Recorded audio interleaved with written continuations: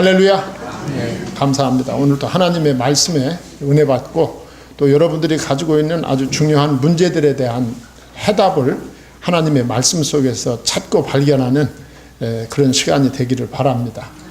오늘은 에스라서 1장 1절로 4절 말씀을 읽었습니다. 우리가 에스라서를 가지고 이렇게 주일날 낯설교 하는 경우는 그렇게 많지 않습니다. 오늘 저도 아주 오랜만에 이 에스라서의 말씀으로 또 여러분들하고 나누게 됐는데, 오늘 말씀을 통해서 우리 성도님들이 은혜 받는 그런 중요한 시간이 되기를 바랍니다.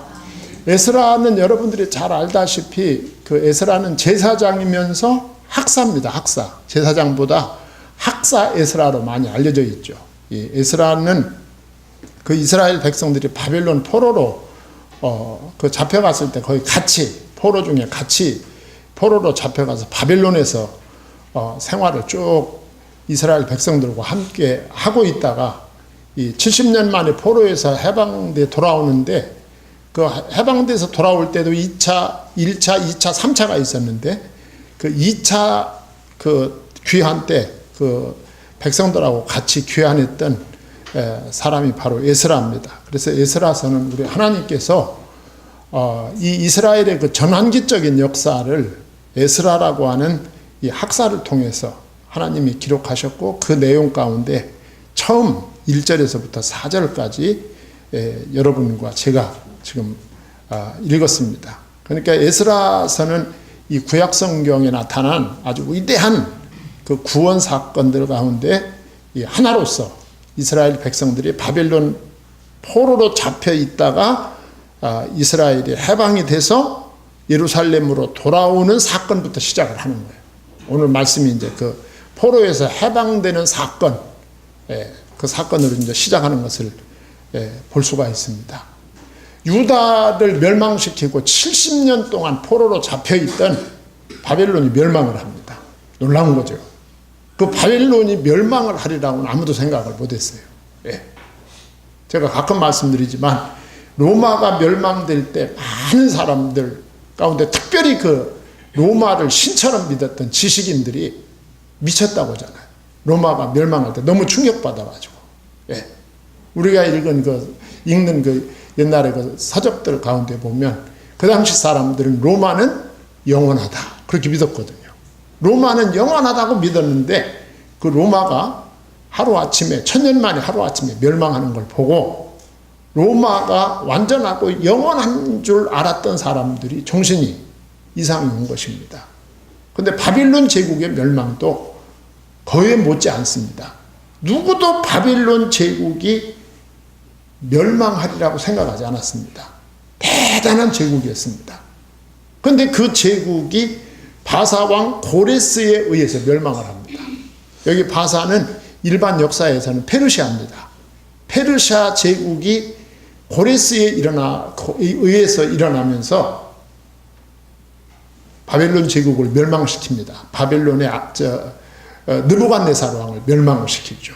그러면서 이 중근동에 이 새로운 지배자로 고레스가 등장을 한다. 그런데 이 역사를 누가 주관하셨다? 하나님이 주관하셨다. 여호와 하나님께서 이 역사를 주관하셨다. 오늘 이제 얘기는 그렇게 풀립니다. 여호와 하나님이 페르시아 왕 고레스를 통해서 하나님의 구속사를 진행하신다. 할렐루야. 참 놀랍습니다. 우리가 정말 성경을 볼 때 정말 놀라움을 금치 못해요. 이제 여러분들하고 이 말씀을 계속 나눌 텐데, 정말 성경은 옛날 고전이 아닙니다. 지금도 살아있는 하나님의 말씀이다. 살아있는 하나님의 말씀. 그래서 성경이 아주 오래전에 기록됐지만 성경을 고전이라고 보지 않습니다. 살아있는 현재의 하나님의 말씀이다. 그렇게 보는 이유가 거기 있는 거예요. 그래서 오늘 또 말씀을 이제 셋으로 말씀을 드릴 텐데, 자, 하나님께서 고레스 왕을 통해서 조서를 선포합니다. 아주 중요한 왕의 조서를 선포한다. 오늘 본문 1절 상반절에 바사왕 고레스 원년에 여호와께서 예레미야의 입을 통하여 하신 말씀을 이루려 하시려고 그랬어요. 이 말씀을 보면은 먼저 1절 상반절 중에 상반절에 보면 바사 왕 고레스 원년이 나옵니다. 예. 바사 왕 페르시아 왕 고레스 원년, 고레스가 왕이 되던 그 해 바로 그 말입니다. 예. 실제 그 서력 기원으로 말하면 바벨론이 주전 539년 9월 달에 멸망을 합니다. 예. 그리고 바사 제국을 창건하여 고레스가 주전 538년에 왕으로 등극을 합니다. 그때 바로 그때. 예. 이 고레스는 왕위에 오르자마자 자신감을 갖습니다. 자신감. 그 자신감을 가질 수밖에 없는 것이 세계적인 대제국 바벨론의 느부갓네살을 제압했다 그 말이죠. 그러니까 아무도 당분간은 대적할 사람이 없는 거예요. 그러니까 여유만만하게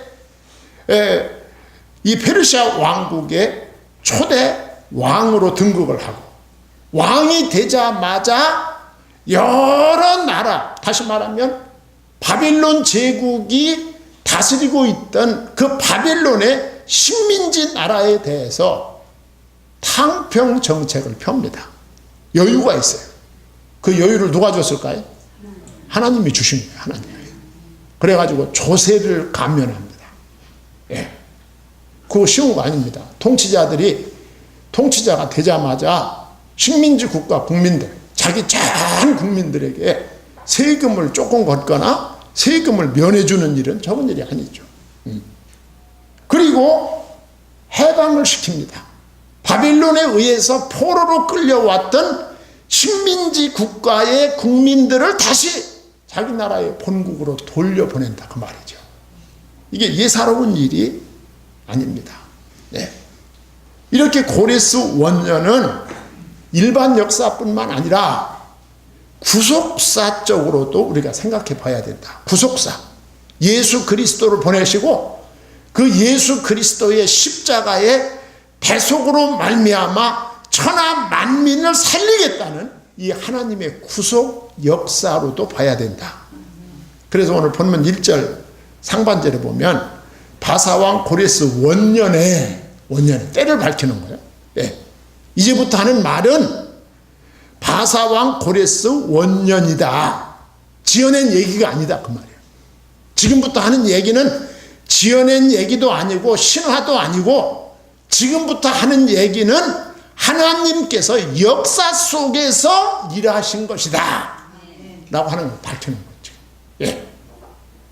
고레스 원년에 여호와께서 예레미야의 입을 통하여 하신 말씀을 이루게 하시려고 이렇게 시작합니다. 고레스 원년에 하나님께서 이미 예레미야 선지자를 통해서 70년 전에 예언하신 말씀을 이제 이루려고 하신다 그 말입니다. 예. 70년 전에 하신 말씀을 이루려고 하신다. 그 예레미야를 통해서 70년 전에 하신 말씀이 무슨 말이냐 하면 이스라엘은 다시 돌아갈 수 있다는 거예요.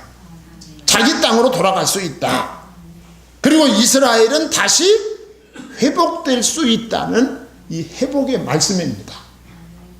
성도 여러분, 우리가 신앙생활을 하면서 또 성경을 읽고 성경을 공부하면서 정말로 우리가 하나님의 말씀 앞에 옷깃을 여미고 경건하게 대하지 않을 수가 없는 것은 하나님의 말씀이 현실 역사 속에서 그대로 이루어진다는 거예요. 이게 예. 이루어진다는 것입니다. 그러니까 내가 믿으면 구원받는다, 기도하면 응답받는다, 이 말을 보통으로 알면 안 된다. 예. 하나님께서 뭐라고 말씀하셨느냐 하면 예레미야를 통해서 제가 한 몇 절만 말씀을 드리겠어요. 70년 전에, 이 당시로부터 70년 전에 예레미야를 통해서 하나님이 하신 말씀 제가 몇 마디만 하겠습니다. 예레미야 25장 15절에 보면 이 모든 땅이 폐허가 되어 놀랄 일이 될 것이며 이 민족들은 70년 동안 바벨론의 왕을 섬기리라 그렇게 말씀하셨어요.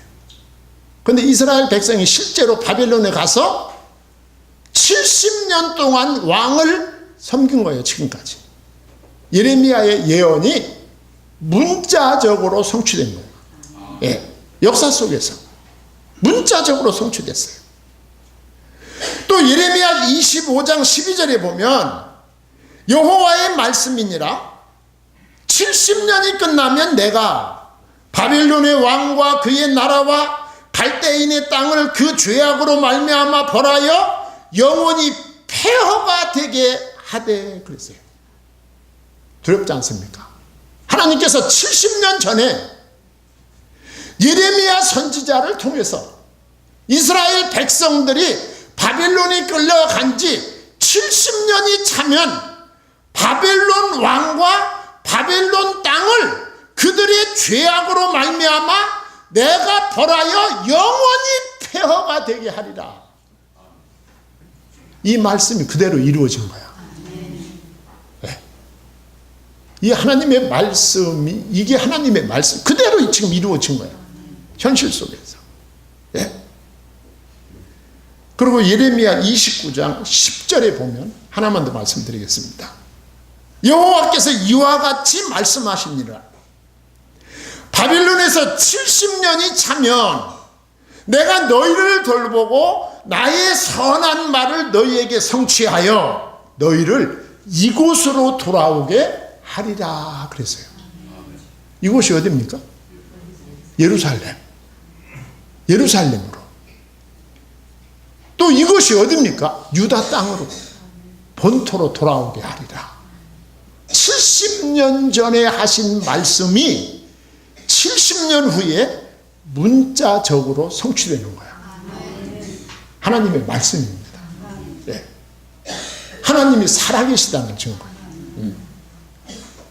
자, 제가 이거보다 좀 더 앞으로 가면 하나님은요, 지금은 70년 전에 예언한 말씀이 지금 성취되고 있는 거예요. 그런데 이때로부터 150년 전입니다. 150년 전에 이사야 선지자를 통해서도 하나님이 예언을 하셨습니다. 이사야 선지자를 통해서. 이사야서 44장 28절에 보면 고레스에 대하여는 이르기를 내 목자라 그가 나의 모든 기쁨을 성취하리라 하며 예루살렘에 대하여는 이르기를 중건되리라 하며 성전에 대하여는 내 기초가 놓여지리라 하는 자니라 그랬어요. 무슨 얘기냐면 고레스가 태어나기 150년 전에 하나님은 선지자 이사야를 통해서 내가 고레스라는 사람을 보내서 바벨론을 멸망시킬 것이고 바벨론의 손에서 이스라엘을 해방시킬 것이고 이스라엘이 본토에 들어가서 성전을 건축하게 하리라 그랬어요. 그런데 그 말씀이 그대로 이루어진 거야. 이름까지 돼서 이름까지. 자, 우리가 성경 말씀을 읽고 성경을 공부하고 이게 발견되어지고 깨달아지면 은혜 안 받을래야 안 받을 수가 없어요. 은혜 안 받는 것이 불가능한 거예요. 예.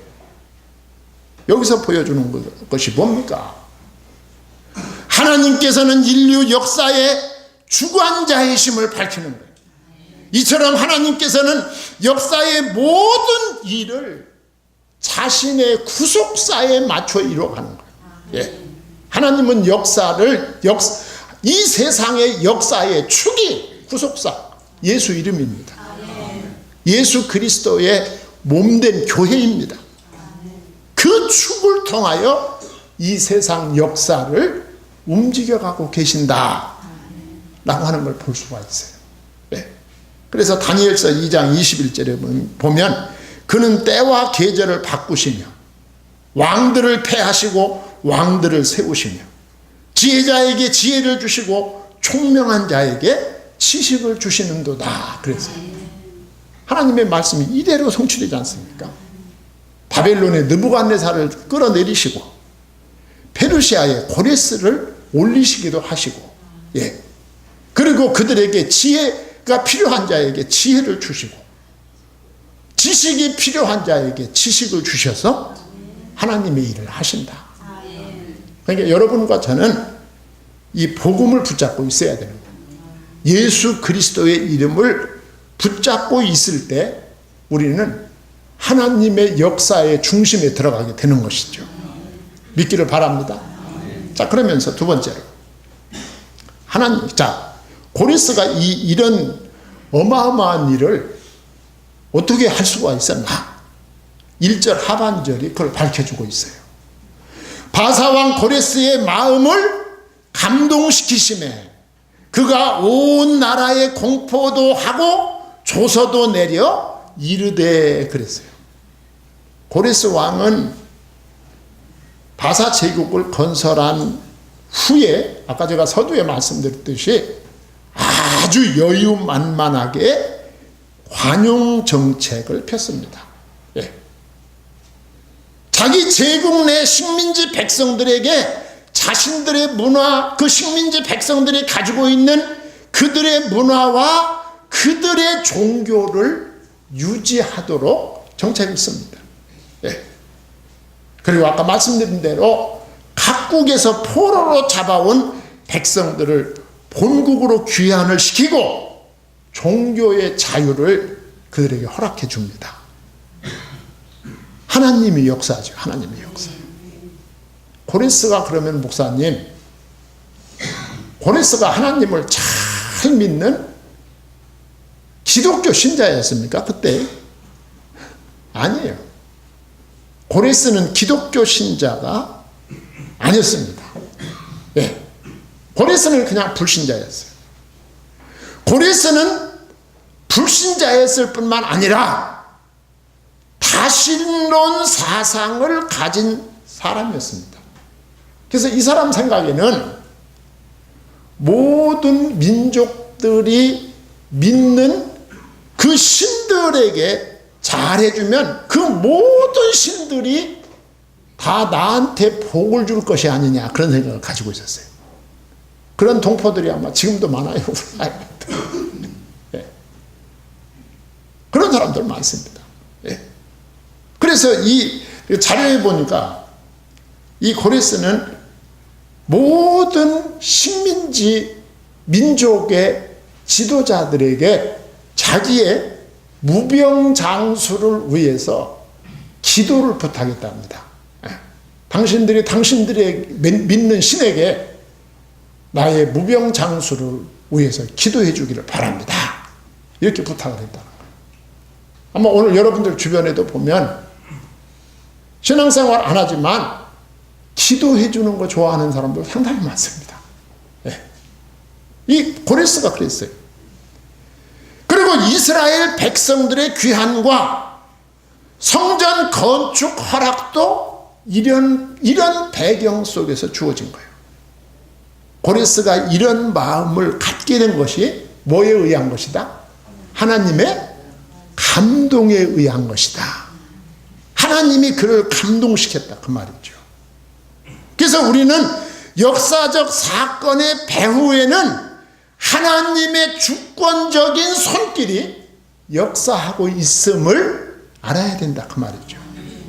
이방왕 고레스는 하나님을 알지도 못했지만 그가 태어나기도 전에 하나님은 그를 아시고 그를 통해서 예수 그리스도의 그 십자가의 대속 사역을 통해서 천하 만민이 살게 될 이 구속 역사를 하나님이 진행시키고 계신 것을 볼 수가 있습니다. 하나님은 그의 마음을 감동시켜 자신의 뜻을 이루신 것입니다.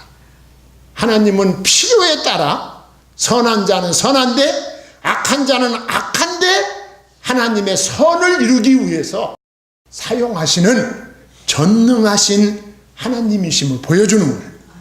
시편 47편 8절 하나님의 뭇백성을 다스리시며 하나님이 그의 거룩한 보좌에 앉으셨도다.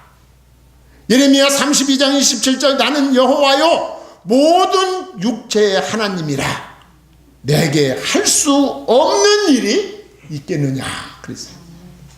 하나님은 무슨 일이든지 하실 수 있는 능력의 하나님이시다 라고 하는 걸 보여줍니다. 그러면서 세 번째로 2절로 4절에 보면 이 하나님에게 감동된 고레스가 세 가지 명령을 내립니다. 예. 기가 막힌 명령 세 가지를 내리는 거예요. 예. 그 첫 번째 명령이 뭐냐? 이스라엘 백성을 해방하라. 이스라엘 백성에 대한 해방 명령입니다. 그게 어디 있느냐? 3절 상반절에 이스라엘의 하나님은 참 신이시라. 너희 중에 그의 백성된 자는 다 유다 예루살렘으로 올라가라 그랬어요. 해방 명령입니다. 여러분 이 말이 이게 안 믿는 사람들이 하는 말이 아닙니다. 이 말투가. 예. 이스라엘의 하나님은 참 신이시라. 너희 중에 그의 백성된 자는 다 유다 예루살렘으로 올라가라. 어떻게 고레스가 이런 말을 할 수 있었을까요? 하나님의 감동으로 할 수 있었던 거예요. 하나님이 그릇으로 쓰시는 거예요. 이스라엘 백성의 본국 귀환을 허락하는 왕명입니다. 이 해방은 남왕국 유다에만 국한되지 않습니다. 그때로부터 130년 전에 아수르의 포로가 된 북왕국 백성들을 포함합니다. 하나님은 이렇게 당신의 택자를 잊지 않으십니다. 하나님은 당신의 남은 백성을 세계 도처에서 불러내어 그를 본국으로 모으시는 하나님이십니다. 신명기 30장 4절에 내 쫓겨간 자들이 하늘가에 있을지라도 내 하나님 여호와께서 거기서 너를 모으실 것이며 거기서부터 너를 이끄실 것이다.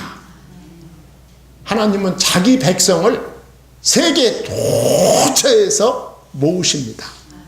오늘날은 예수 그리스도의 이름으로 교회를 통하여 당신의 백성을 모으시는 살아계시고 전능하신 하나님이십니다.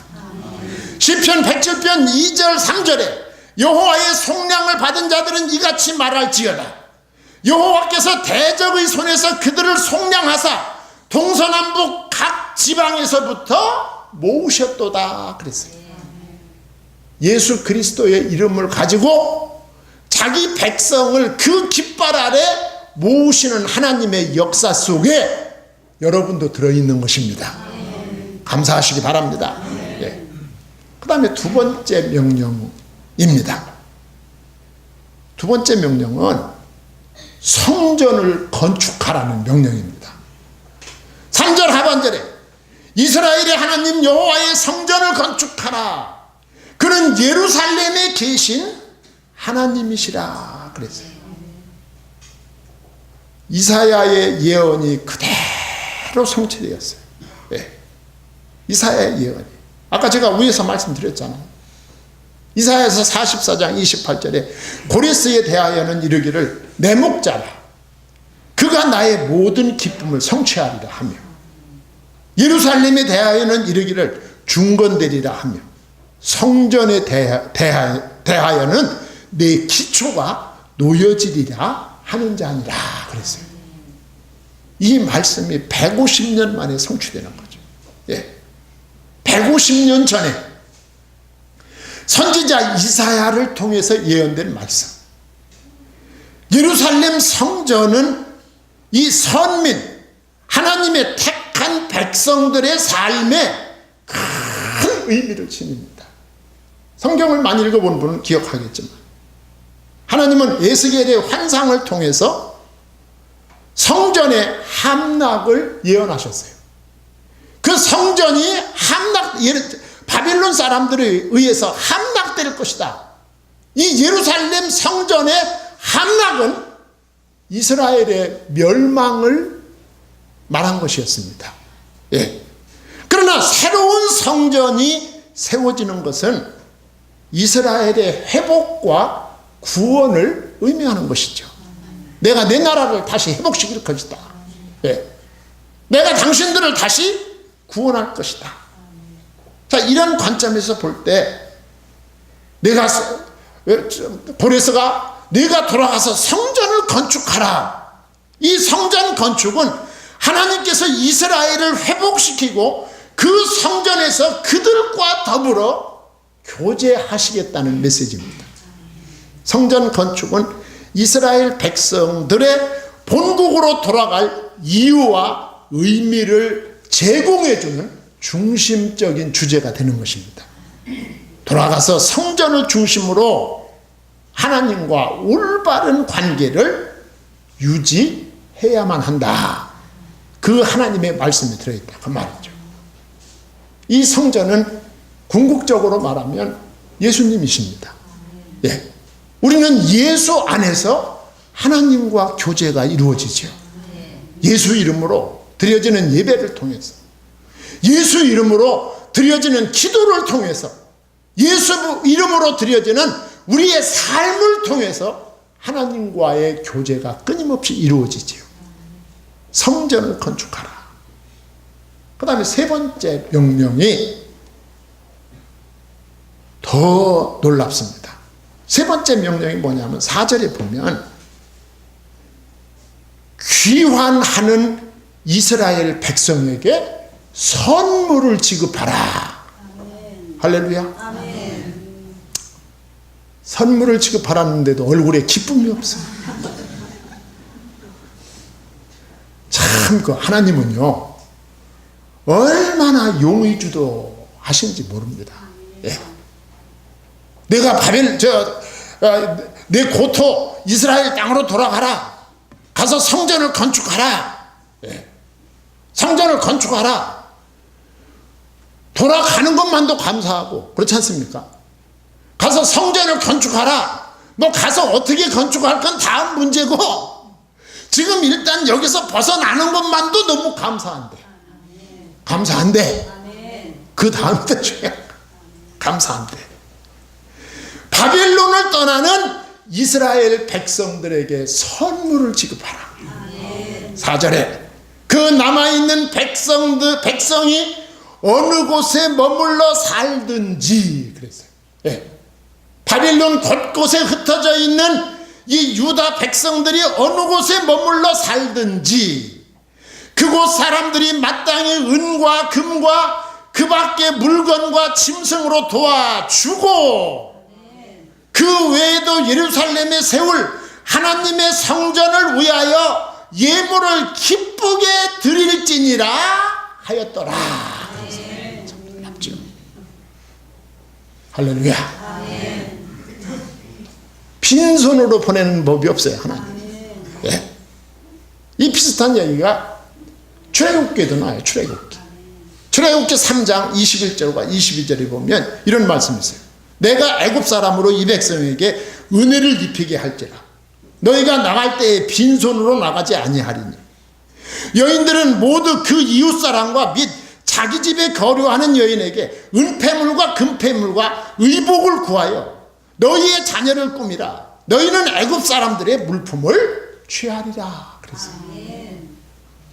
우리가 물질에 꽂히지 않아야 될 이유가 여기 있는 거예요. 하나님만 생각하고 진리만 생각하고 예수 그리스도의 대속의 그 십자가의 놀라운 복음에 대해서 감사한 마음으로 살아가고 나머지는 하나님이 책임지신다. 제 말이 아니에요. 제 말이. 예.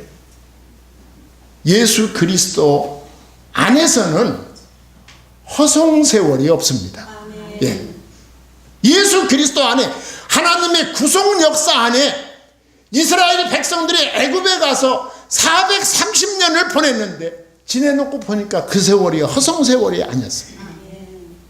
이스라엘 백성들이 바빌론에 끌려가서 70년을 살았는데 지내놓고 봤더니 그 세월이 허송 세월이 아니었다. 예수 그리스도 안에서 보낸 세월은 의미가 있습니다. 총 결론입니다. 이스라엘이 있어야 될 삶의 자리는 바벨론 땅이 아니라 약속의 땅이다. 무엇이 약속된 땅? 예수 그리스도가 약속된 땅이다. 그 땅에 가서 하나님이 보내실 구세주 예수님을 기다려야 하는 것입니다. 그리고 그리스도인이 있어야 할 궁극적인 땅은 불타 없어질 세상이 아니다. 우리 주 예수 그리스도께서 예비하신 영원한 하나님의 나라이다. 그 땅을 바라보며 이 땅을 살아가는 사람이 승리자로 살아갈 줄 믿습니다. 기도하겠습니다. 하나님 아버지, 하나님의 은혜와 사랑을 감사드립니다.